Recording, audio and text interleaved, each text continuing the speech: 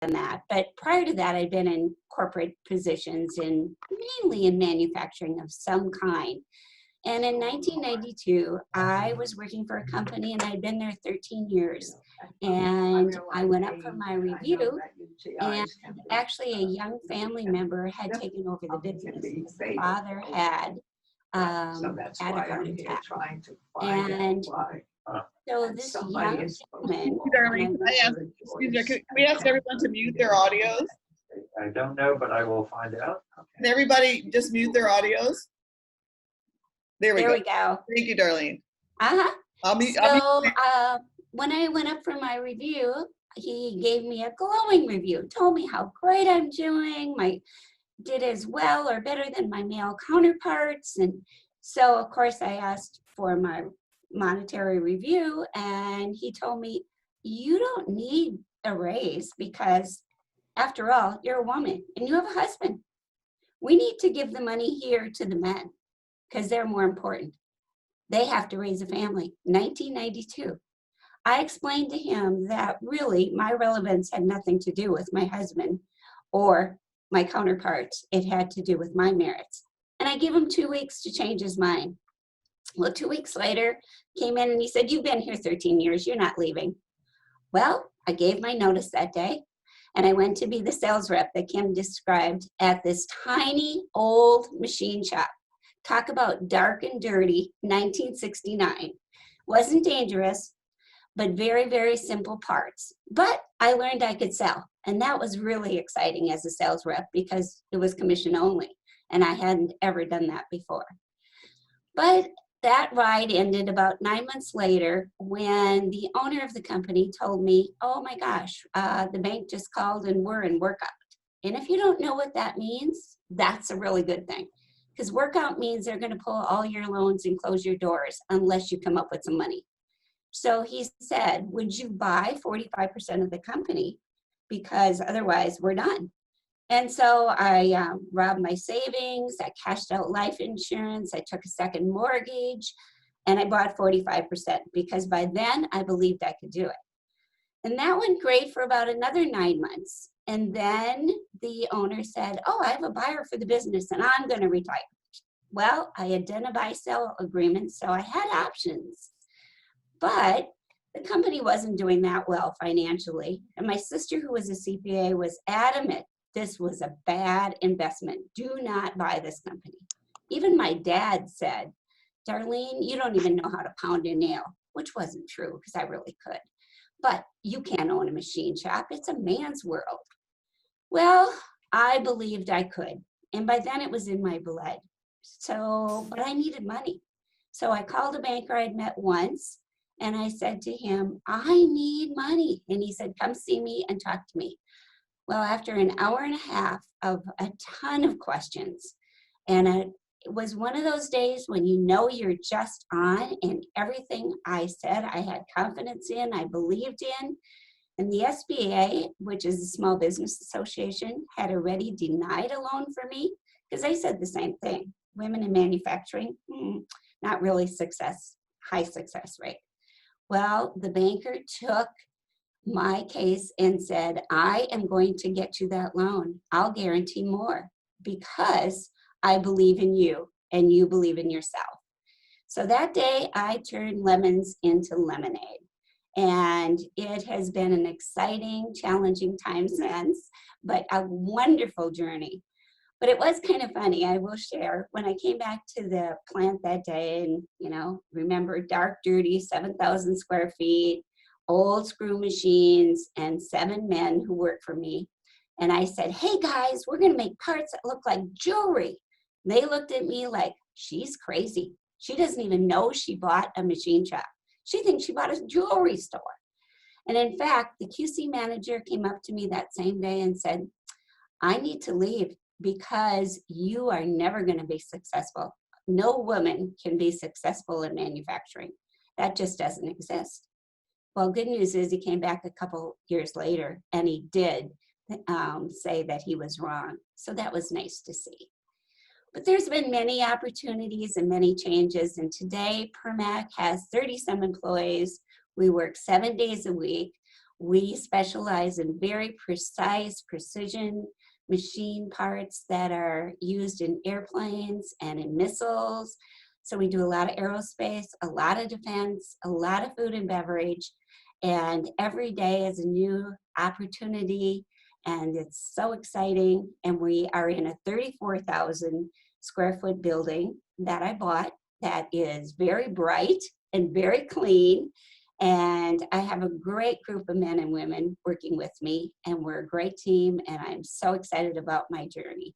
So I'm sure you all have many, many stories similar to mine, and I could go on and tell you a million more since 1992, as I know all of you can, but I'm going to get right to the panelists. So I'm going to ask each of the panelists to take about 2 minutes and give us their name and their country and a little bit about their business. And then we'll get into some great questions that I know everyone who's listening is excited to hear. So maybe we could start off. How about with you, Rose? Would you start us off? Oh, is Rose on yet? Nope. I've unmuted myself. There she is. Hi, everyone. Good morning. Would you tell us a little bit about yourself and your business? Thank you so much. My name is Rose Muhumuza, and I'm from Rwanda, Kigali, East Africa. I can see Kim and Hori, they know in Rwanda, and we're missing you. So I'm in tourism and travel business, and I started this back in 2015 when I was working in a hotel. But I had a passion for tourism because I loved to connect with people. I loved adventure, having a global mind, because I believe that meeting new friends in tour and travel business makes your mind global. So that's how I joined the industry. And I started joining the associations for guides. And in 2016, I started driving. I didn't know how to drive. I learned how to drive, and I got my driving license. I started driving my tourists to national parks. And in 2017, I became the first female driver guide in my country. And thank you. And I'm doing my tour business now. So I take my tourists to different destinations. I have a lot of requests, especially for female delegation groups from around the globe. So when they are visiting our country, I already have those requests. I take them to different destinations, and I really enjoy what I'm doing. Well, thank you so much for that, and welcome. We're glad to have you here today. Megan, can I ask you to go next? Sure. Thank you, Darlene. And thank you, Rose. So my name is Megan. As you can hear from my accent, I am from the US, but I'm actually talking to you from Lima, Peru. I am here in Peru. I moved here since last October. And here I lead a brand new venture capital fund here in Lima. We invest in Peruvian startups that are focused in fintech, so the financial technology sector. But we ourselves are also a startup. So there's a lot of sort of figuring out as we go along. And this has been definitely a learning opportunity for myself in terms of moving to another country and helping to support an entrepreneurial ecosystem in another country. It's not the first time I've done it. I also actually know Malia, who's another one of the panelists here, because we've just worked together in Cuba. But on top of leading the fund here, I also am on the board of the Peru Seed and Venture Capital Association here. And so very much I'm involved in helping to grow the entrepreneurial and investment ecosystem here. And I want to specify that when I'm talking about the type of entrepreneurship that I'm talking about is more like tech-centered entrepreneurship. Of course, we have a lot of different types of entrepreneurs on this call, and so I just think it's important to note that there's very different types of entrepreneurship, right? And so we're talking about generally tech business or tech-enabled businesses that can scale rapidly because of their use of technology. So, thank you, Darlene. Thank you. Appreciate the introduction there. That's great, Megan. To you, would you like to have introduce yourself or through your interpreter? За сайн байцгаана уу? Намайг Туя гэдэг. Би Монгол улсаас Төв Азиас оролцож байгаа. Hello everyone, my name is Tuya. Greetings from Mongolia, Central Asia. За би манайх бол ногоодоо гээд хүнсний ногооны цэвэршүүлс үйлдвэрлэдэг. Одоогоор 5 төрлийн бүтээгдэхүүн үйлдвэрлэж байгаа. 2017 оноос хойш өнөөдөр хүртэл үйлдвэрлэлээ явуулж байна. I'm the founder of Nogoda brand, which is we produce pure organic vegetable extracts. Currently, we have 5 different products as of now, and it's throughout the last 3 years I've been focusing on my business. За ногоодоо үүсгэн байгуулсан түүхэн гэх юм бол би Солонгос улсад бас нөгөө амьдралаа дэвшлүүлэхээр 5 жилийн хугацаанд бас тэнд ажиллаж байсан. Prior to starting my business, I lived in South Korea for about 5 years in pursuit of finding better opportunities, economic opportunities to enhance my livelihood. Тэгээд Монгол улсад 5 жилийн дараа эргэж ирээд бас энд ажилд орох гэсэн боловч нөгөө нас 40 гарсан болохоор ажлын байр олдоогүй. Би хагас жил бас ажлын байр нэлээд хайсан. And upon my arrival back home after 5 years living in South Korea, I spent about 6 months trying to find a job. It was quite difficult for me to get into the employment opportunities because of perhaps my age. I was in my mid-40s. Тэгээд ингээд буцаад явах гэсэн боловч бас боломж олдоогүй учраас тухайн улсад ажиллаж байхдаа би 3 жил хүнсний үйлдвэрт ажиллаж байсан. Тэнд сурсан зүйлээрээ бас тэнд хуримтлуулсан мөнгөөрөө тэмдэг хөрөмж худалдаж аваад үйлдвэрлэлээ ингээд эхэлсэн. That's when I started seeking for ideas to start my own business, and because I was working in actually vegetable industry in Korea, I learned a lot of skills there, and I wanted to just put a plan into action, and that's how I initiated my business, buying equipment and putting actions to all the lessons I've learned in Korea. Тэгээд би нэгдүгээрт бол бас нөгөө өөрөө ажлын байртаа болсондоо маш их баярлагдав. Бас тэгээд 2 эмэгтэйг би бас ажиллуулж байгаадаа бас маш баяртай байна. Тэгээд дээрэс нь ингээд ийм доктортай ингээд нөгөө бизнес маань өсөлттэй байгаа учраас би бас тэрэндээ маш их талархаж байна.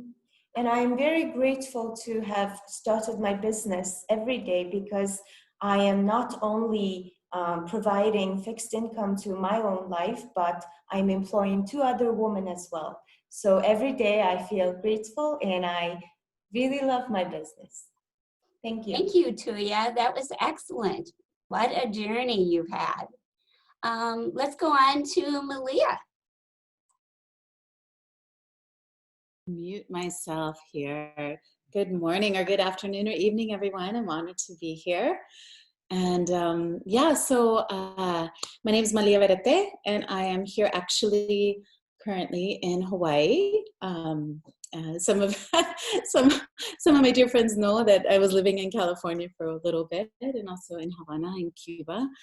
And my business that I started in 2012, really getting up and running in 2013, is Altruvistas. And my background basically is that I actually had my first business when I was 18. And so the idea that I could just, work for myself and support myself and support my dreams and my using my abilities and things like that was something that was almost just innately driven within me. But I worked at a nonprofit and a human rights organization for 16 years. And when we had new leadership and a change in the organizational culture, I was let go. And the organization actually dramatically decreased its personnel. And so I decided to start my own company. And Altruistas is basically the creation of the word. It was out of altruism, or being in service of others through, in Spanish, we say vistas for sight and insight. So we are a socially responsible, ethical, and conscious travel company.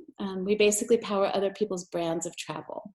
So it is all mission-driven, educational-driven, curriculum-driven, depending on who we have the opportunity to work for. And I feel just incredibly enthusiastic about what we do. Of course, with COVID, the global industry of tourism is really having challenges, of course.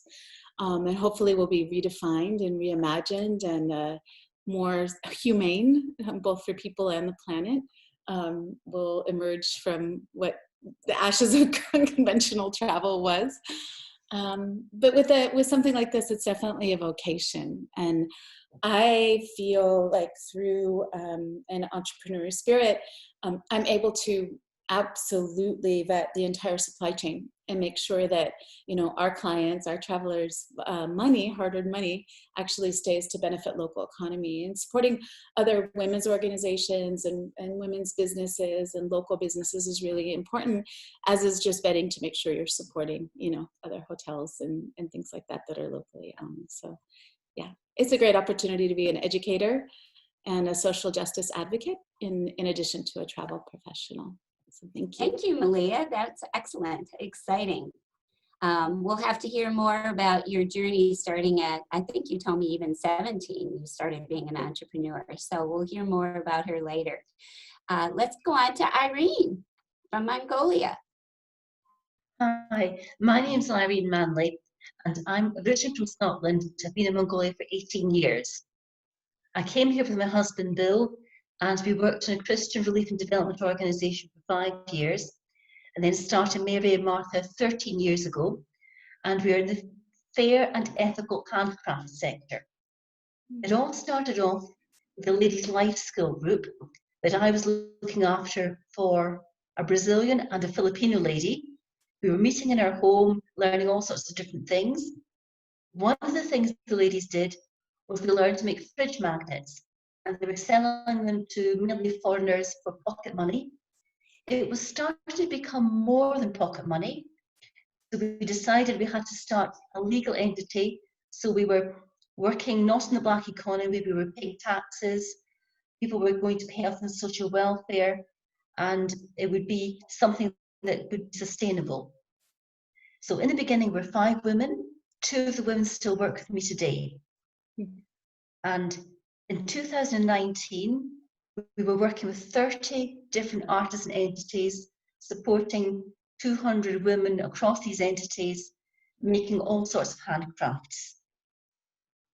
The aim has always been to generate sustainable income for Mongolian women, and that gives people choices in their lives. By having planned income, people can work on, can they send their children to better schools, can they afford medical care, and it moves people just further back from the edge of surviving. So that was in 2019 when I was a successful entrepreneur. Now it's 2020 and I'm a COVID challenged entrepreneur. That's a whole other story. Thank you, Irene. Very interesting story. So am I missing any panelists that have popped on? I know Nino is trying from the country, Republic of Georgia, but I don't see her.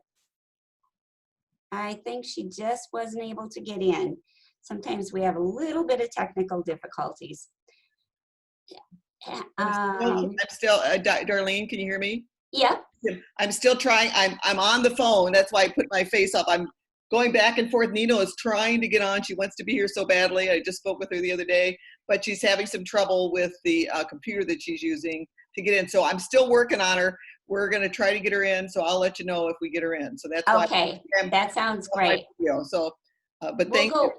We'll go ahead and ask some questions, and if she does pop on, let me know. So I'm going to start off with a question today for Tuya. And I know that you had an investment program with the Shark Tank in Mongolia. Can you tell us a little bit about that and what you learned from that investment?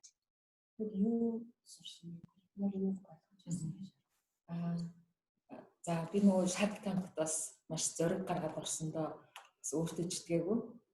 За тэгээд нэгдүгээрт бол нөгөө бүтээгдэхүүнээс Монгол улс даяар сурталчилсан бол миний бүтээгдэхүүнд бас нэлээд нөгөө амжилт авчирсан.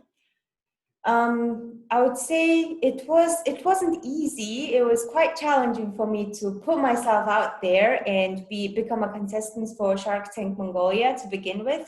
And one highlight is that it was a tremendous support as a marketing for my products. Тэгээд юу сурсан бэ гэвэл би нөгөө ер нь яг ажилчингийн л төвшөнд өмнө нь бас ажиллаж исэн байсан. Тэгээд нөгөө олон хүний өмнө гараад өөрийгөө илэрхийлж нөгөө ерөөсөө сураагүй байсан л да. Тэгээд сандарсандаа болоод би бүр яг хэлэх гэсэн үгээч сайн мэдэхгүй. Тэгээд нөгөө тэр хүмүүс юу гэж хэлж байгааг сайн ойлгохгүй маш их сандарсандаа болоод бас их уйлсан. So a funny story. I realized on a personal level, that there was a barrier in my mindset where I lacked expressing myself. I had confidence issues where I wasn't able to put myself out there and expressing my ideas. So there was a moment that I ended up crying because of not being able to express my thoughts thoroughly. But it was a valid lesson and experience growth. Тэгээд ер нь нөгөө гарч ирээд хувийн талаасаа яг өөртөө итгэлтэй байх талаасаа яг суралцах хэрэгтэй байна гэдээ өөртөө дүгнэлт өгөөд одоо БТХ сургалтууд ингээд хамрагдаад бас нөгөө өөрийгөө баг багаар ингээд дэвдээд явж байгаа. And joining the Shark Tank and being recognized as one of the contestants to guarantee funding, it helped me not just the funding, but I would like to really highlight that it was a personal growth journey where I realized as an entrepreneur, you have to have so many soft skills and you're constantly learning and growing. And because I learned that was a soft skill I need to explore more, I joined the Women's Business Center in Mongolia where I participated in a lot of trainings that helped me to break my habits of sitting back. Excellent. Thank you so much. That had to be exciting and challenging, I'm sure. But it sounds like you grew a lot through the experience too, especially through other women. So, Megan, will you tell us a little bit about gender equality in Peru and how it's changing and how can women like us make that difference in our own countries? Sure, thank you, Darlene. So there's, when I first moved here, I started looking around and trying to figure out whether there were other women in investing. Because, one of the rules of investing is if you can't, or in terms of entrepreneurs seeking investment, if you can't see it, you can't be it, right? And if you can't build that relationship with the investor on the other side of the table, it's also can be very challenging for female entrepreneurs to get funding. Not least of which because just there's a whole host of challenges from the power dynamic, right? Of like having a female entrepreneur that needs money and men who control that money. And so it's really important to have a lot of women on the side of the investment. And at first I thought that there were only two of us. I actually have since found out that there's 4 or 5 of us, which is very exciting because it's a very small ecosystem. I know it sounds like a very small number. And when you compare it to Mexico where there's like 20 or 30, it is. But I'm now also part of a group of women investors across Latin America. There's about 80 of us in the WhatsApp group and they keep being added. And I guess when you think about it as how many countries there are in Latin America, and the fact that we're including Brazil in this group as well, that may seem very low, but actually the numbers are similar in the US. And so that's just something to be aware of in the tech sector when you're talking about like venture capital and also angel investment. For example, something, I think it's about 30% of men who have like expendable income will have made some kind of small investment in a tech startup in their lifetime. Whereas on average, that's like less than 1% of women who have similar type of expendable income. And so, you know, those are things that we need to change and that I'm trying to help change here in Peru, because I believe that with more women investors, we also will get more women entrepreneurs. And just for example, in our portfolio, we've invested in 6 companies and 2 of them had female founders, which is actually like pretty good, but still something we're trying to improve. Something that I've noticed during the COVID, or that happened because of COVID, is that, sorry, let me back up. I think that in particular, when we're talking about tech entrepreneurship, there tend to be fewer women.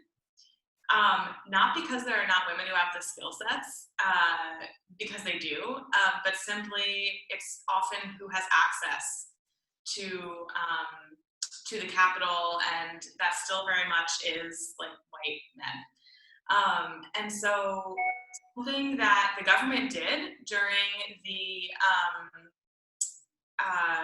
because of the pandemic, because actually when we talk about other forms of entrepreneurship, there are a lot more women involved, right? So when we're talking about more like maybe it's home cleaning services or laundromat services or your corner shop, like there are a lot more women in those types of entrepreneurial businesses, at least here in Peru.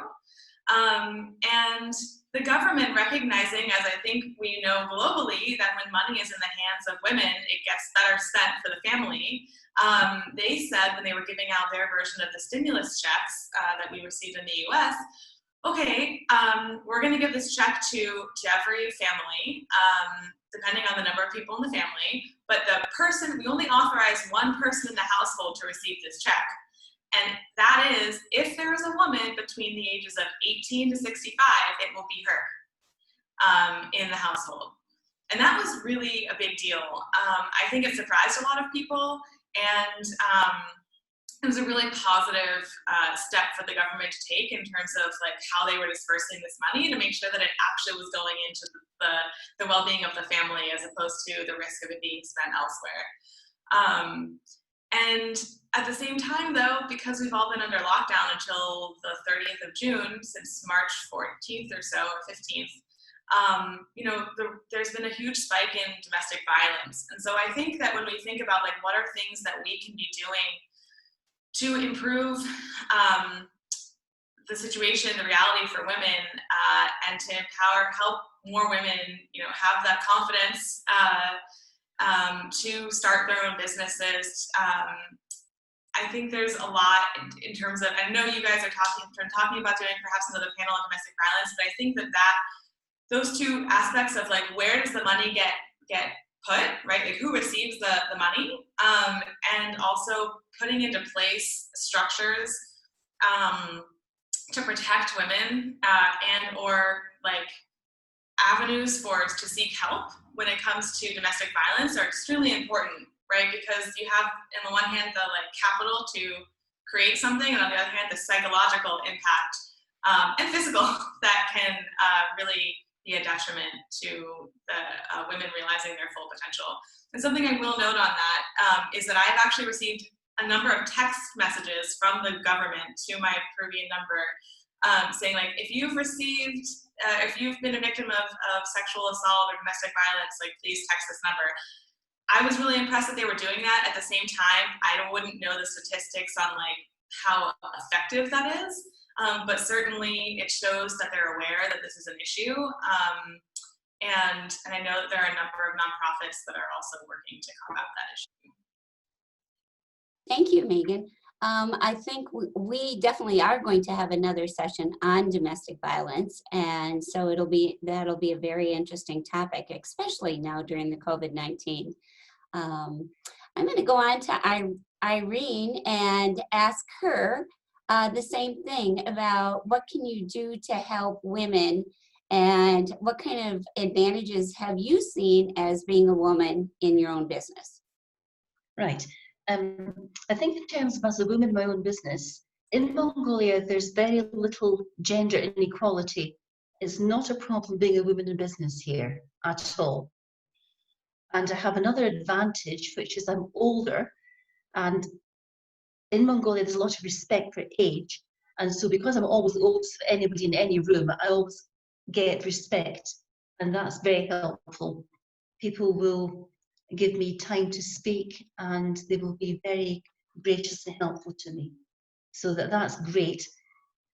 I think for our artisans, they struggle in several areas. Access to finance is a big area. We work with small producers, sometimes as one person, maybe a family company, maybe a small cooperative friendship group. They cannot access money through the banks because they've got no collateral. They don't own the property they're living in, and they are often living in extended families where most of the family, if not everybody, is unemployed. So to get access to money is really difficult. So one of the things we do is we will give orders to people so they know exactly what they're going to do. We'll pay a deposit for the first part of the order, so people can buy raw materials and they can live whilst they're making the order. When they deliver, we check the quality and then we pay the balance. Then they get a next deposit and start again. So there's regular income coming throughout the year, which is really important in Mongolian seasonal business, because in general, we only sell in the summer months. The winter months are awful. The other thing we can do with people is we can help with design and colours. Our market is mainly expats and foreigners, and in general, they like a different colour palette to Mongolians. Now, this is not right or wrong, it's just what you learn, what you grew up with. So we can guide our artisans to make products that are more likely to sell. They'll have the colours that more customers will buy. The designs will be more appealing to customers from overseas. And so we can help in that. We can also help in working on production techniques. For example, one group we started with, they were making felt slippers, and the production rate was very slow, and it made their slippers very expensive, which meant selling them was very expensive, very difficult. And that was because they worked where one woman needed one pair of slippers from start to finish, making the felt, cutting it, sewing it, putting soles on. And with a lot of persuasion, it took about a year to do this. We got them to change how they were working. So they worked in a little production line kind of way. Whereas one person would make felt, one person would cut felt, one person would do embroidery. And suddenly they went from one pair of slippers a day to 3 pairs of slippers a day. And that was able to drive down the costs. So we could drop the prices, we could sell more, and everyone ended up as winners. Anyway, I'm not quite sure what the question was, whether I've answered it or not. Diane? Well, thank Yes. you, Irene. Yeah. That's exciting to hear how you've really helped other women. And I'm excited now to announce that Nino got in. So good morning, Nino from the Republic of Georgia.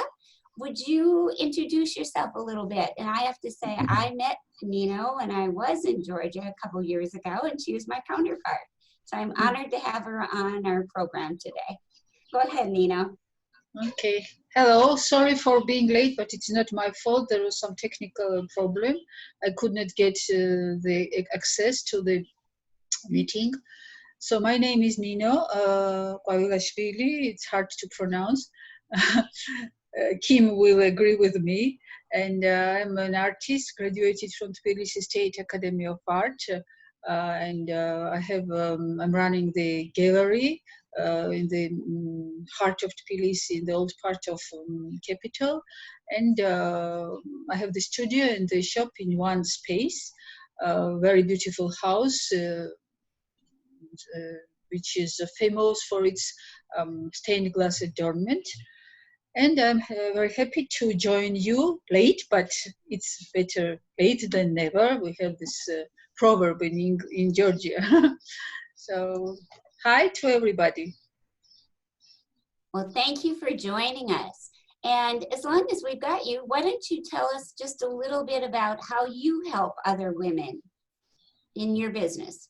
I'm the owner of 27, and 80% of the producers, I have around 120 different artists and artisans, the products of them, and working in different techniques and materials, and 80% of them are women. So I'm very proud, and I love to support women because I'm sure and I strongly believe the women can be and will be the important part of developing important part of developing economy in my country, and I think in the whole world. We need some more access to the high level positions, and I'm sure the women are, I don't know, maybe stronger or more responsible. They know how to do business. They are more responsible than the men. It's my opinion, and we love our job. This is Thank my you. opinion, and so that's why I'm the member of the founder and the board member of the Federation Women for Tomorrow, and I hope we will change the women's life for better, and not only women's, but the life for better. And I know we got to meet a lot of the women from tomorrow and also tour your shop and do a lot of shopping while we were there, which we Yes, loved. I remember. So I'm going to ask Rose if she can describe to us a little bit about one of her most challenging moments as being a woman entrepreneur. Yeah, thank you so much. So the most challenge that I got when I was starting my career and thinking of becoming an entrepreneur was that the industry I was joining in was male dominated. And when I was trying to pursue my dreams, I mostly got a lot of discouragement. Male counterparts could always tell me, this is not suitable for women, for a woman. Your future is maybe going and working from the office, having a family and be a housewife. You're not going to be on the field, and this is not meant for you, basically. So, but because on the other side, I had a friend, he was a male friend, who really pushed me, and he was like, don't listen to those discouragement. I believe that you can achieve this. And actually, that's why I had to make a decision and joined a women college, Aquila Institute, where I joined the hospitality management, and I earned a diploma. It's an advanced diploma in hospitality management. And they encouraged me because it was a women college owned by a fellow women, and most of the instructors were women. It was a women environment. So I had to pursue my dream because I had people whom we shared dream and vision. And I actually took part in mentoring other young women who were passionate about joining tourism industry.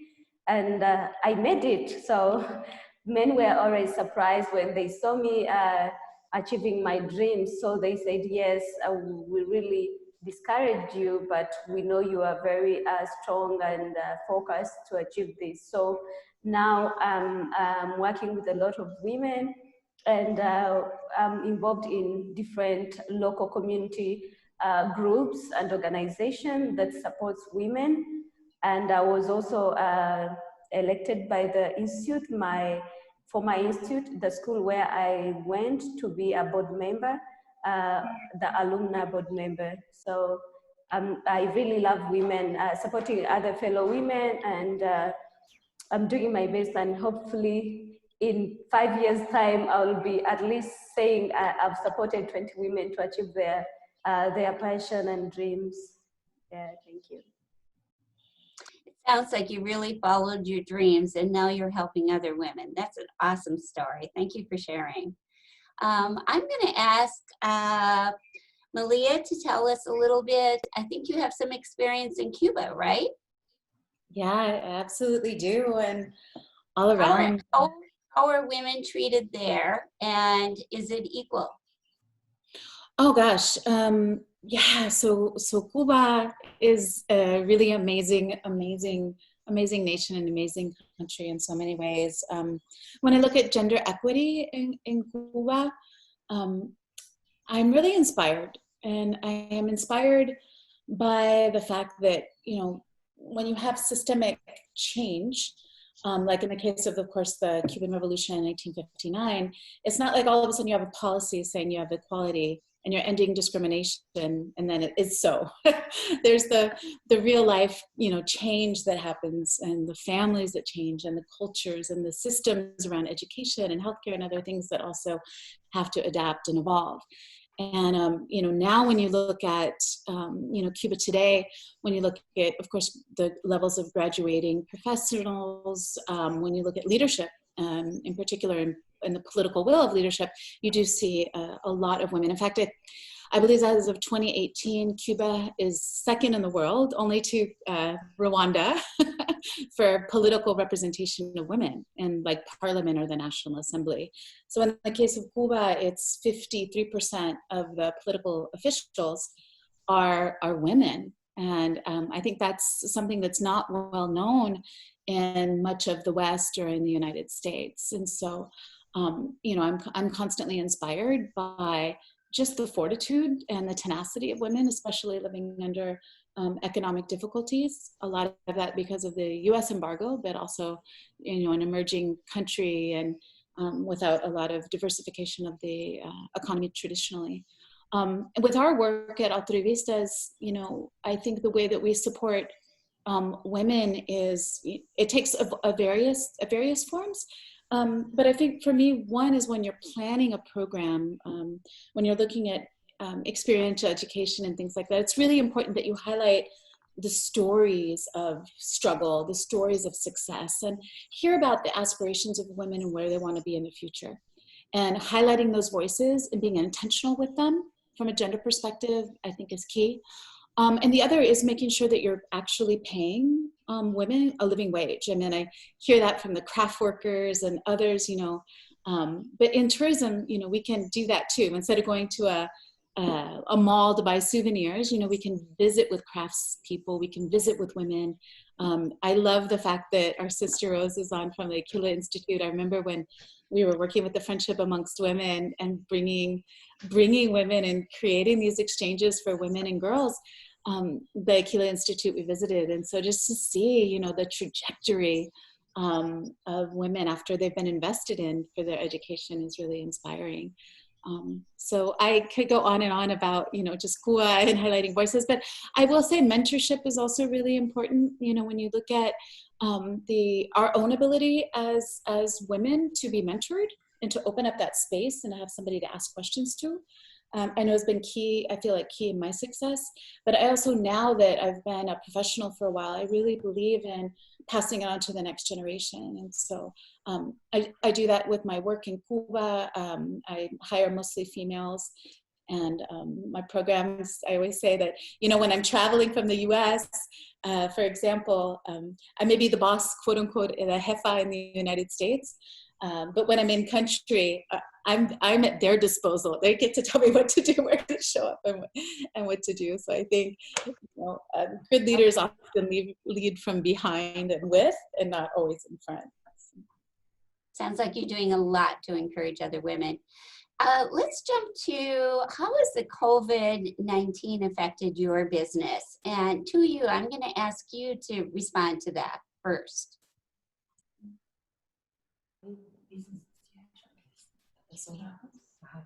За ковид бол яг нэгдүгээрт бол манай бизнесний нөлөө үзүүлээгүй. Surprisingly, we are impacted. The impact of COVID on our business is relatively very low. Яагаад гэвэл нөгөө энэ төрлийн миний хийдэг төрлийн бүтээгдэхүүн бизнесүүд бол бараг 97% нь импортоос хамааралтай байдаг. If we look at the sector here, juice sector in Mongolia, majority, let me be specific, 97% of the businesses are fully dependent on the importing. Yeah.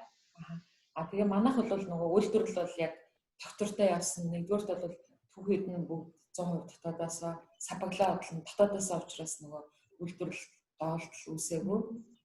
So for our business, COVID's impact was low because we do not depend on heavy importing. We produce our packaging here locally. We have our raw materials here from organic grown vegetables. And we faced a very low impact in terms of our production disruption. That's, go ahead. Бас нөгөө төрийн худалдаа авалт ч гэсэн нөгөө одоо яамнаас бас манай бүтээгдэхүүн худалдаж авсан. And you know what? The ministries and a lot of government agencies started buying our products because we are immune boost. We produce immune boosting products. So surprisingly, the demand from the public, including lots of organizations and the government, was relatively very high. All right, thank you for that. Nino, have you seen any issues with the COVID-19? I know you have a retail business and all the women that are associated with you. What is happening there in the Republic of Georgia? Oh, I can't say anything positive. I mean, 90% of our customers are foreigners, the tourists. So the COVID affected my business a lot. First of all, the shop was closed for 3.5 months, from 16th of March until the 1st of July. And fortunately, we began to work on our online shop much earlier, and then we did our best to make it faster. And on April, we launched the online shop, but it is not the amount we were selling during, for example, last summer or in other periods of in my shop. So, and now we have the guests, of course, a little bit of Georgian visitors. And 2 days ago, I had the ambassador of the United States in my shop. I'm very happy and honored. And we were on trip in Svanetia. It's the mountainous region in Georgia. And so we became good friends, and I'm very happy. She's very nice person, very positive, and she wants to support women. So we found a lot of things in common, the taste, and so I'm very happy to meet her and also her husband. So we tried to get the people from the embassies, from foreign organizations, because the tourists this summer, I think we will not have the tourists, the visitors, because maybe the borders will be open on the 1st of August, but I'm not sure. And the amount will not be the same, of course, only for 5 countries. Our government will open the borders only for 5 countries. So we depend a lot on tourism, and I hope next year will be much better. And so we're looking for the ways to survive and to help our gallery and to the business. And there are a lot of similar entrepreneurs who have the same problems. My friends around me, and I know the people who has the same problem. Unfortunately, this is the reality in Georgia. Yeah, unfortunately, I think it is in many parts of the country, but I'm glad to hear you're open now. Rose, what about you? What are you experiencing as far as the COVID-19 in your business? Yes, this pandemic ruined most of the business, especially travel businesses. And since end of March, we were locked. Our offices were locked, and we didn't have any other business. And because most of our businesses based on the international travelers, so we experienced so many cancellations. But our government is working very hard in boosting domestic tourism, and since the end of lockdown, that's mid-May, we've had quite some good trips for residents and locals visiting the other parts of country, destinations, and at least that is bringing back the hope. And now that the choppers and like the, how do I say, like people with private jets,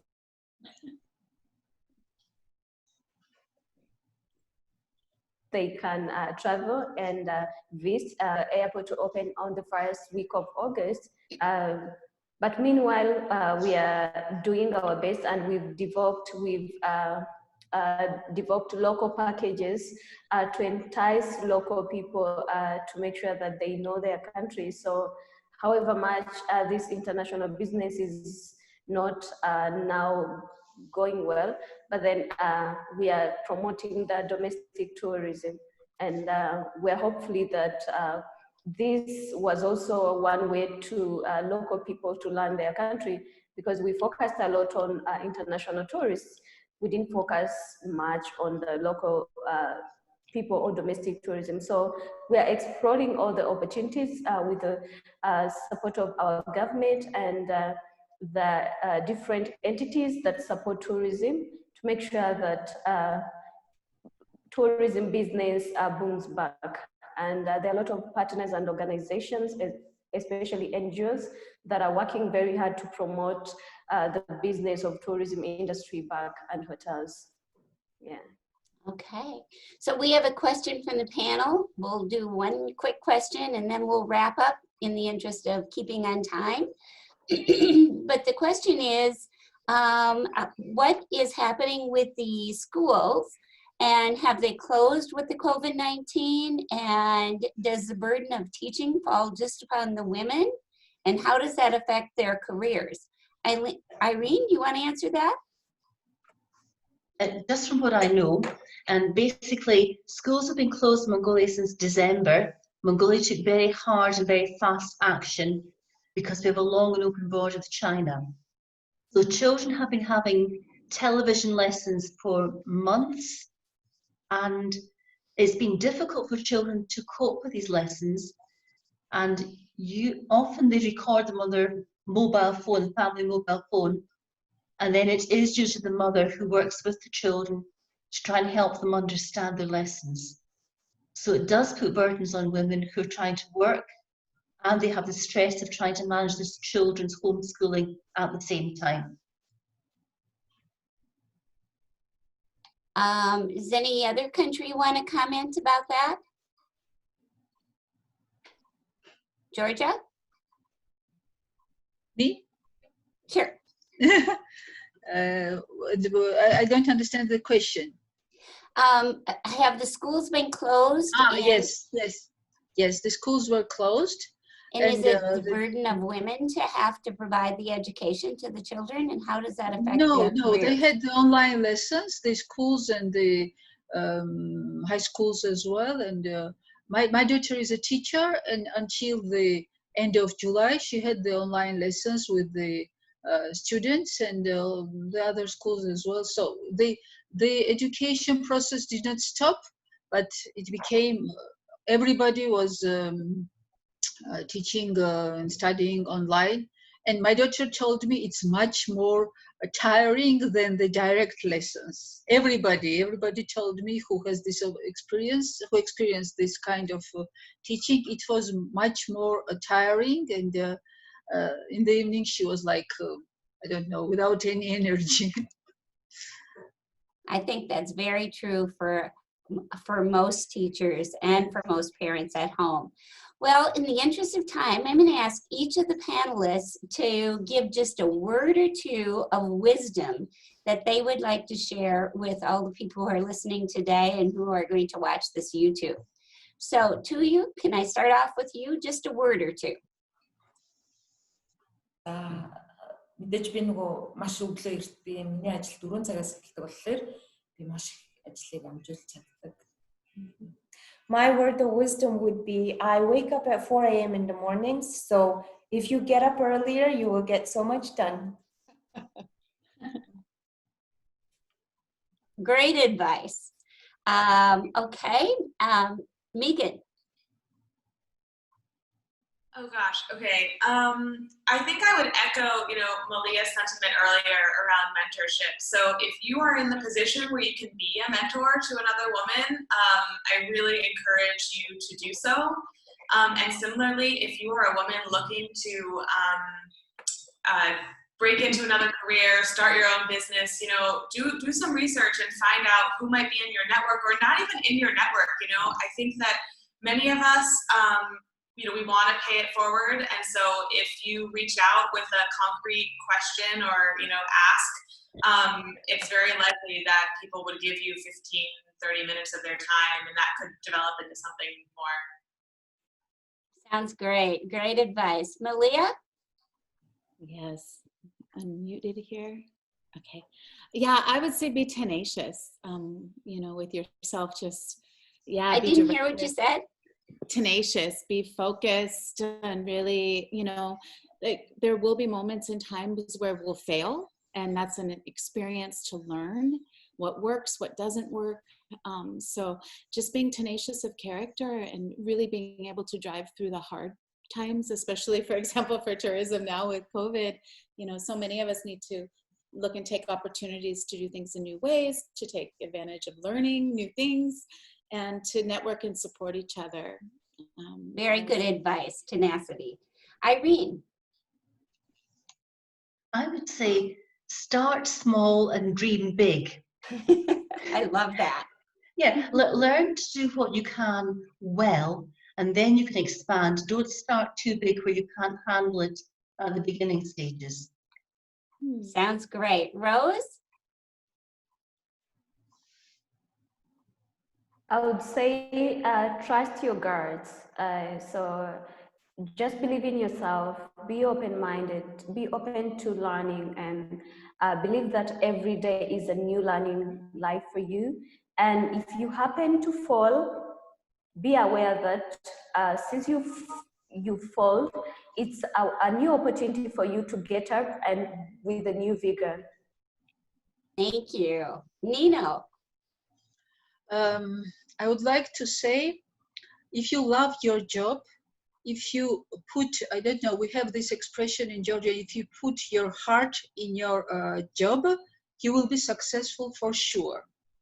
And another saying, what does not kill us, it strengthen, how to say, it makes us stronger.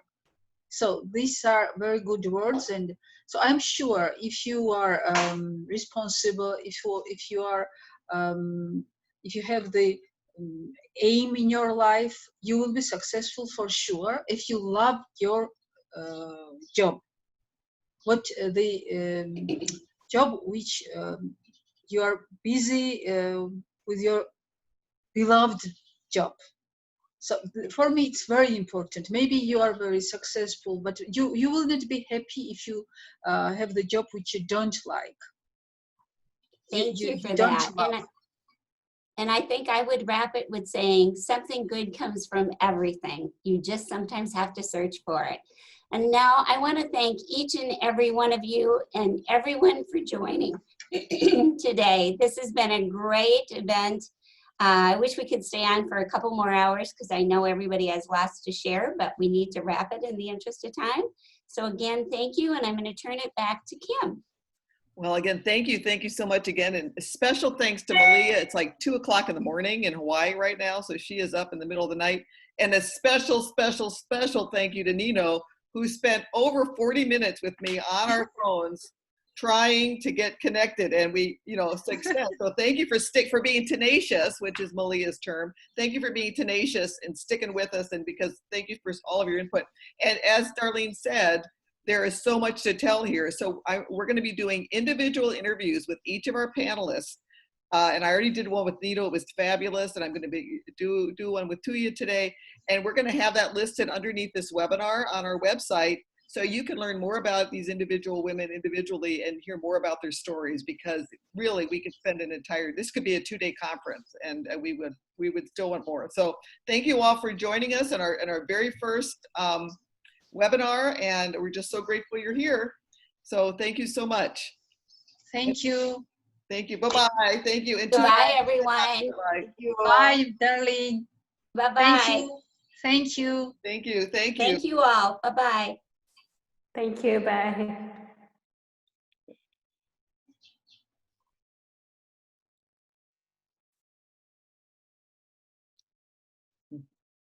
And Tulia, you stay on, right? And Rose, I'm going to talk to you. We're going to talk to you, we'll call you up and do another Zoom with you to tell your whole story. All right. Bye. Bye-bye.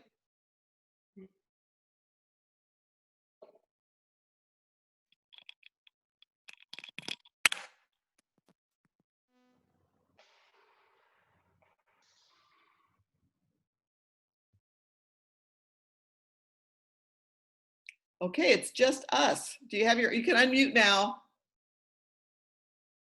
There we go. Yay. Okay, I'm going to continue recording.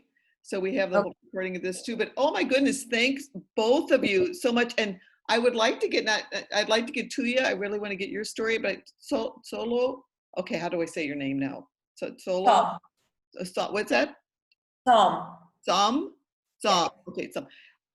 We Americans have tongues that do not do vowels very well. So I apologize. It's like TSOM, right? Mm-hmm.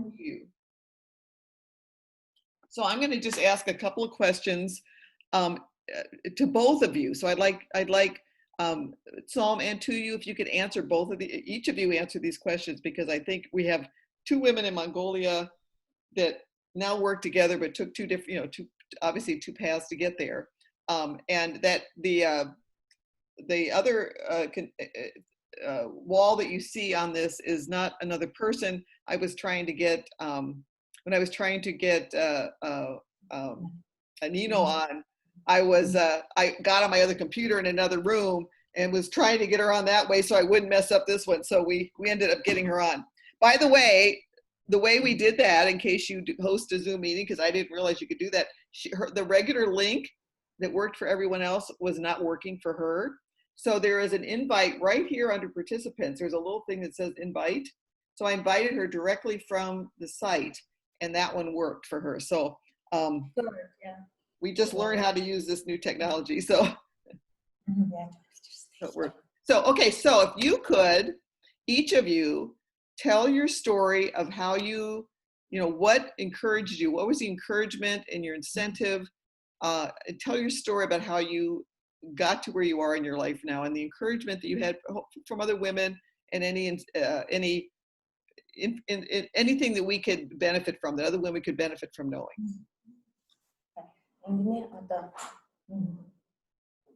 Таны хувьд те өнөөдөр байгаа энэ байдалтай ирэхэд тань яг юу нөлөөлсөн, тэр түүхээ хуваалцаач одоо те бизнесийнхаа талаар өнөөдөр үдийн зэрэгтэй хүрсэн тухай. За үдийн зэрэгтэй хүрсэн тухайгаа гэвэл яг мэдээж би нөгөө Солонгост ажиллаж байсан гэсэн. Тэр нөгөө үйлдвэрийн босс нь болохоор Миний бас нөгөө хэлж ярьж идэв тий. Баян нөгөө өрсөлдөгчөөс нөгөө зөв өрсөлдөх байдал тий. Одоо нөгөө өглөөний хүн болтор намайг гэж нөгөө бас нөлөөлөл юм лөө. I think I would start with my supervisor in Korea when I lived in South Korea has really made a big impact in my life, though how I see ethical competition just in my life, not just limited to my business. So getting up early, getting up before everyone, you learn something new, you grow. So these things are really a highlight story of my life. Wonderful, wonderful. And Soom, can you tell me your story and a little bit more, because we have not yet recorded. We learned a little bit about you on our practice, but we haven't really recorded a little bit of your story and how you, because you are in a position now where you are helping other women Right. in Mongolia, which is, I mean, to me, there is no higher calling than to help other people. I just think that's in life. That's the highest calling you can have, is to help lift other people up. So please tell me a little bit about your story and how you got to where you Right. Thanks, Kim. So I work at the Asia Foundation's Mongolia office. I work as the Deputy Program Manager for Women's Economic Empowerment Programs. How I got here was 3 years ago, I lived in Hawaii, pursuing my master's degree in public policy. And within the first year, I guess I started following what I deeply care about. So I pursued another credentials in women's studies there. And that was a highlight where my lifetime career has really started. So it started from realizing what I really wanted to do with my life. So how do you start to learn to speak up for something you deeply care about? Because once we start speaking up, once we start learning about more of social issues and injustices and being curious to understand what your role can be, I think that's a starting point where I began to investigate the academia and turned it into a career. So it's that was a highlight where I just really listened to myself and started to pursue a lifetime path in that direction.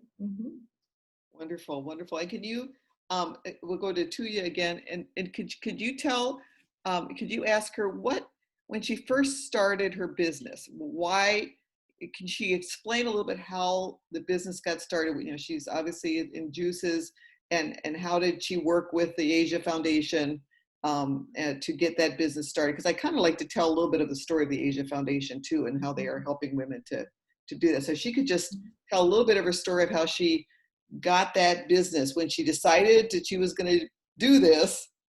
You know, how, you know, because a lot of people think about a lot of things. They're going to do all these things. Well, the difference in an entrepreneur is that they do it. So what encouraged her to do this?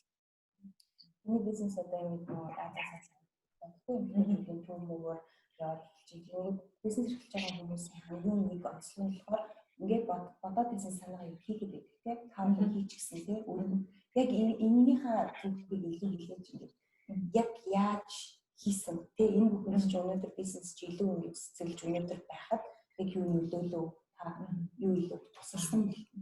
За мэдээч нөгөө би тийм нөгөө сургалтууд байгаа. Яагаад гэвэл яг өмнө нь бол нөгөө хийгээд сурцсан болохоор хийсэн.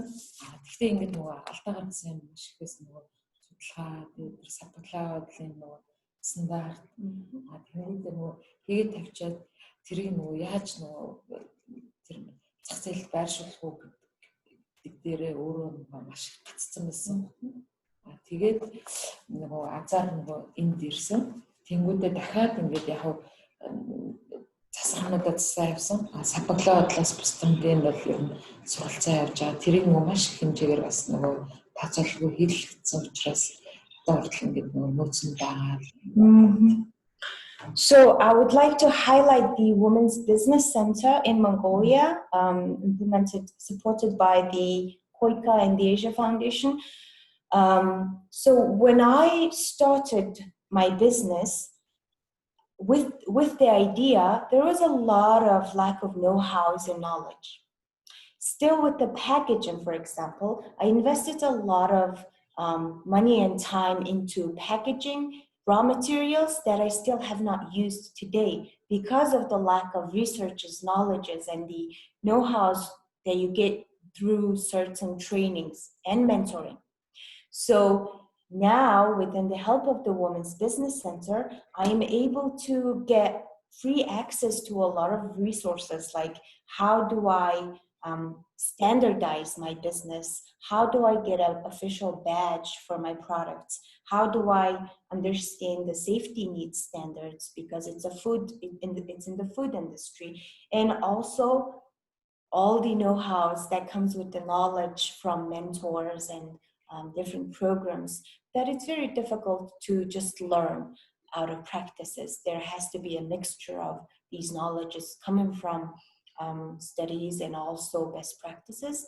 So I think how I acted on my idea was through this channel, Women's Business.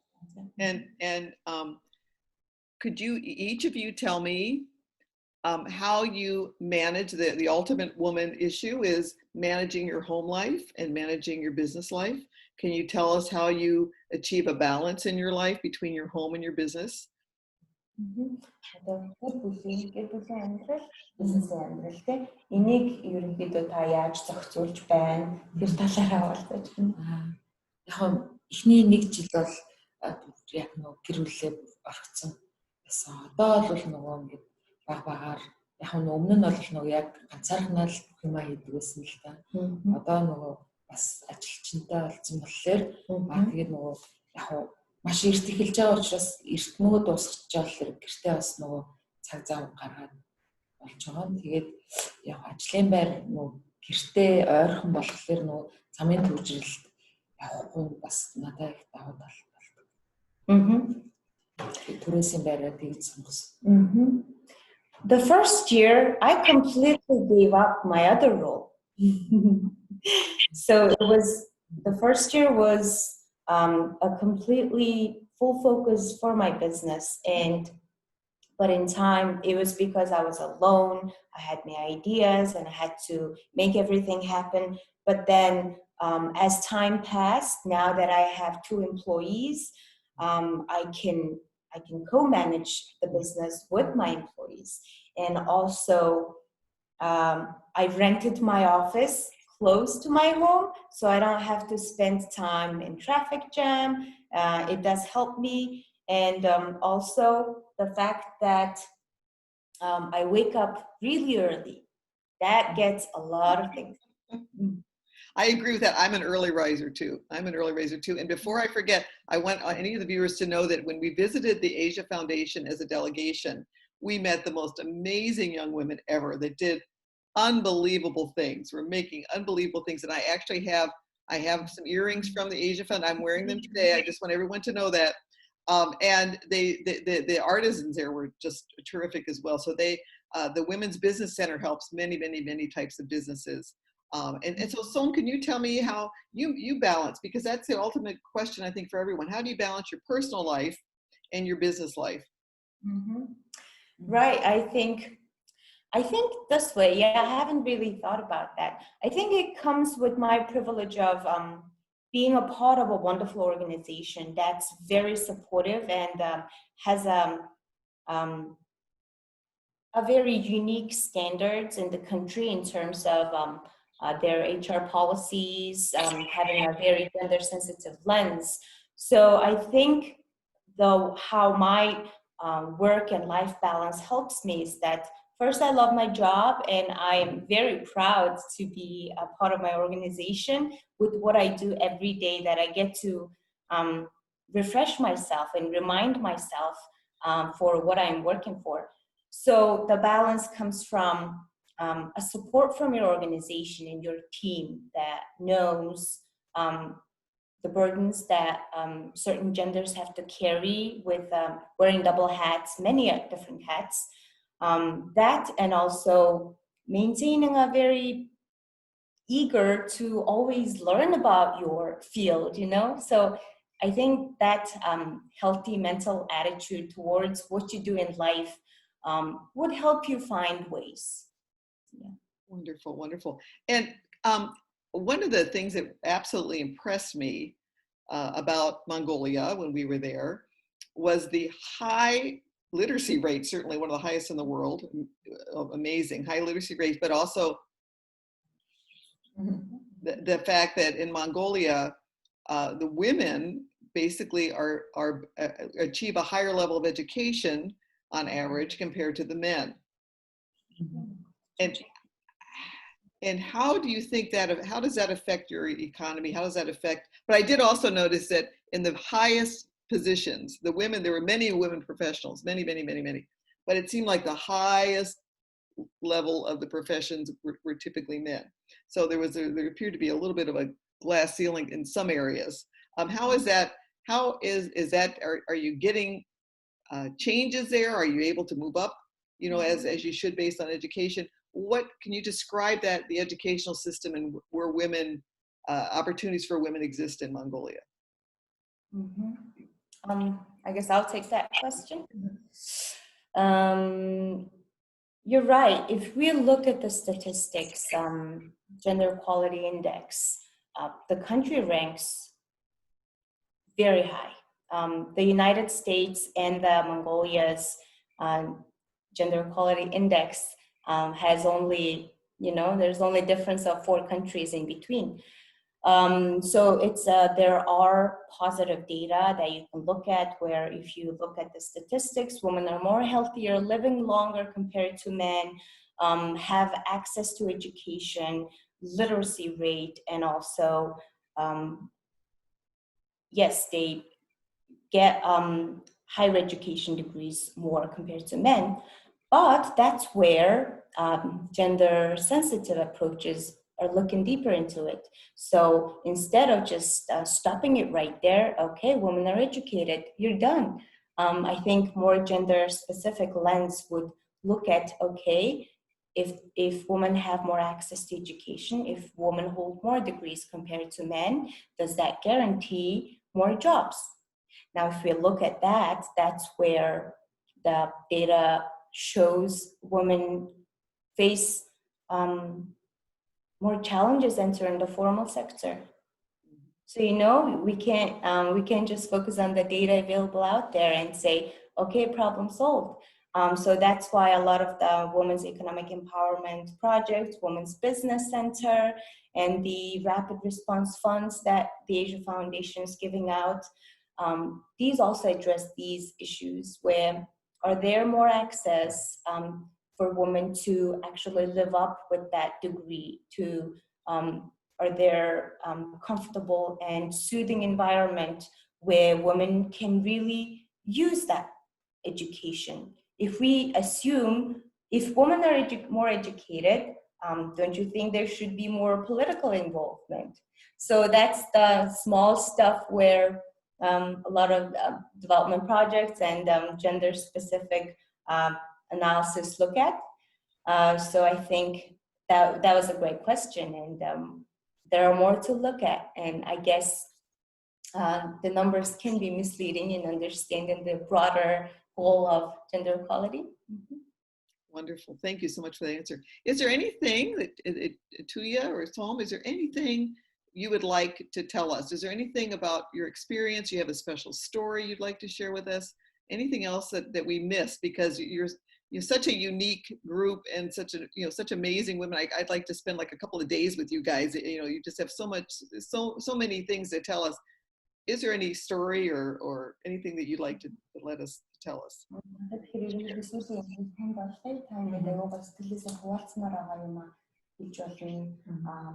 Хэлий гэж хүссэн боловч хэлж чадаагүй зүйлс байв.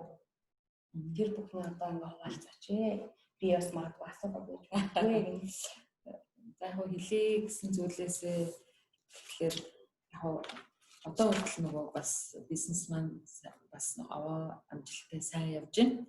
Гэхдээ нөгөө анх ганцаараа эхэлсэн боловч маш олон хүний нөгөө хичээл зүтгэлээр ингээд тусламжаар ингээд бизнес явж байсан. Тэгэхээр ингээд Заримдаа би өөрөө зүг байсны маань ч бас юм нөгөө бүлэгэн болоо.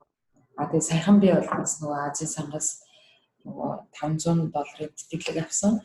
Тэрнгээрээ би нөгөө ноутбук компьютер аваад одоо л бас нөгөө илүү нөгөө чанарлуугаа энэ ковидын үед анхаарах хэрэгтэй байна гэдэг нөгөө үйлдвэр дээр бас нөгөө ISO байсан байх.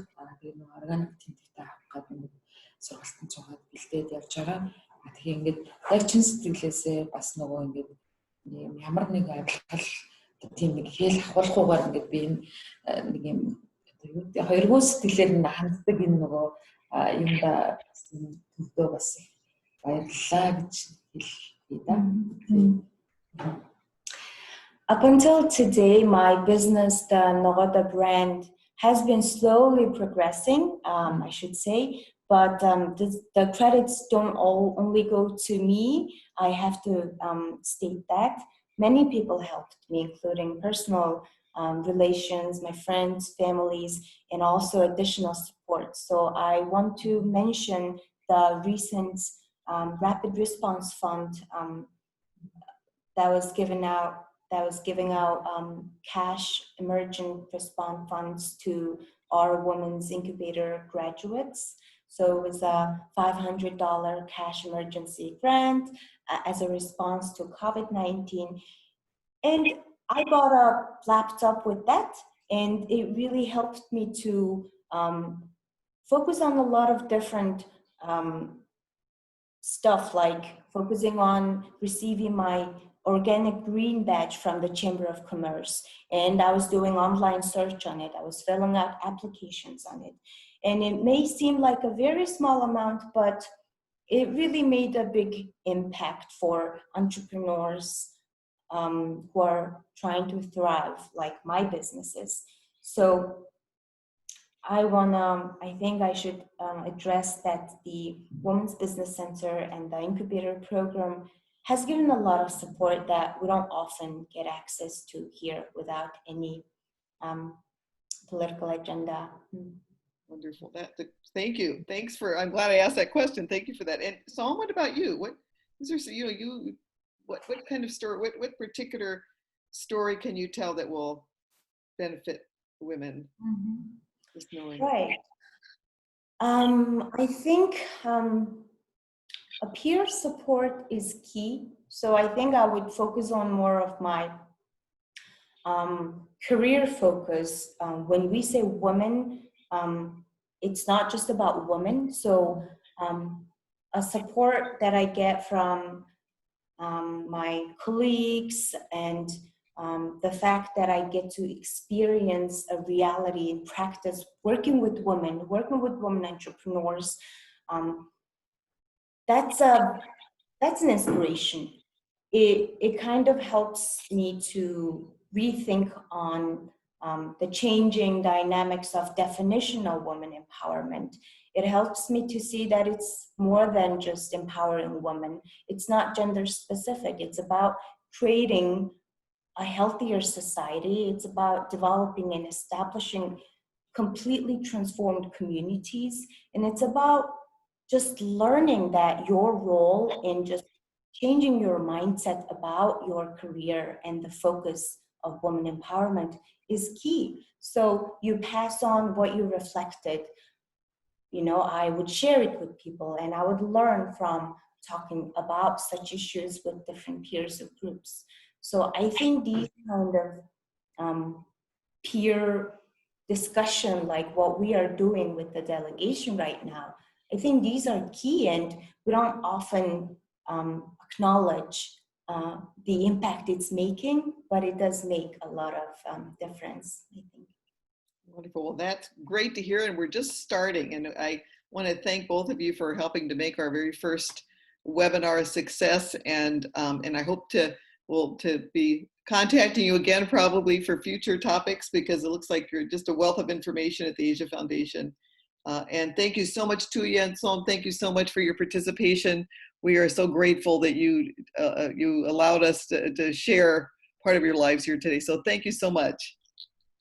Thank you, Kim. It was a pleasure meeting you, and yep, looking forward to staying in touch. Yes, absolutely. Well, bye-bye. Bye. Thank you. Bye-bye. Bye-bye.